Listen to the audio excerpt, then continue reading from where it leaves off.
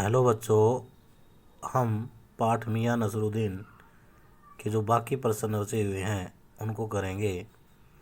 प्रश्न देखिए, मियाँ नसरुद्दीन के चेहरे पर किसी दबे हुए अंधड़ के आसार देख यह मजमून ने छेड़ने का फैसला किया। इस कथन के पहले और बाद के प्रसंग का उल्लेख करते हुए इसे स्पष्ट कीजिए। इसका उत्तर देखिए। लेखिका के प्रश्नों का उत्तर देते देते मियाँ नसरुद्दीन तंग आ गए थे। अब उन्होंने लेखिका के प्रश्न के उल्टे सीधे उत्तर देने शुरू कर दिए। लेखिका ने आखिरी प्रश्न यह किया कि आपके पूर्वज किस बादशाह के यहाँ बावर्ची खाने में काम करते थे।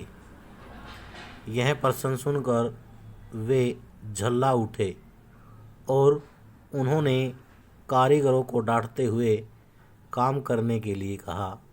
लेखिका मियाँ के बाल बच्चों के बारे में जानना चाहती थी, परंतु उसने यह विचार छोड़ दिया और केवल रोटियों के प्रकारों के बारे में ही प्रश्न पूछा और मियाँ ने भी विभिन्न प्रकार की रोटियों के नाम गिनवा दिए।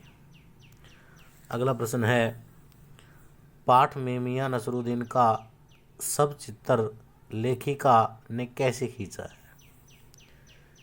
लेखिका ने अपने सब चित्र में मियाँ नसरुद्दीन उत्तर है इसका लेखिका ने अपने सब चित्र में मियाँ नसरुद्दीन का सब चित्र खींचते हुए कहा है। मियाँ नसरुद्दीन का अनुभव बहुत कठिनाइयों से गुजरते हुए उसका जो चेहरा है वो अनुभव से पका हुआ है। आँखों में काइया अर्थात चालाकी दिखती है। भोलापन और पेशानी का होता मस्तक पर मंजे हुए कारीगर के तेवर दिखाई देते हैं। इसके छोटे प्रश्न देखिए। मियाँ नसरुद्दीन पाठ की लेखिका का क्या नाम है। कृष्णा सोबती। मियाँ नसरुद्दीन पाठ हिंदी साहित्य की कौन सी विधा से लिया गया है, तो क्या है ये सब चित्र है। मियाँ नसरुद्दीन किस कला में निपुण थे, किसमें थे, रोटियां पकाने में।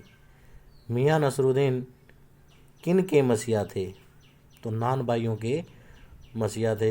लेखिका किस महल की तरफ से गुजर रही थी, तो किसे, मटिया महल से। मियाँ नसरुद्दीन की दुकान किस मोहल्ले में थी, गढ़िया मोहल्ले में। मियाँ नसरुद्दीन किस पर बैठे हुए थे, चारपाई पर। मियाँ नसरुद्दीन चारपाई पर बैठे हुए क्या पी रहे थे, तो बीड़ी पी रहे थे। मियाँ नसरुद्दीन ने किस हजारी अंदाज में अपना सिर हिलाया, तो पंच हजारी अंदाज में।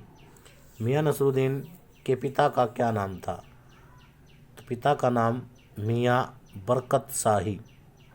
अगला प्रश्न है, अखबार बनाने वाले और पढ़ने वालों को मियाँ नसरुद्दीन क्या समझते थे, तो क्या समझते थे, निठल्ला। मियाँ नसरुद्दीन के दादा का क्या नाम था। मियाँ नसरुद्दीन के दादा का नाम नानबाई मियाँ कल्लन था।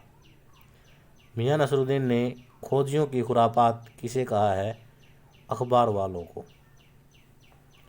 मियाँ नसरुद्दीन कितने वर्षों के हो चुके थे, उस समय 70 वर्ष के।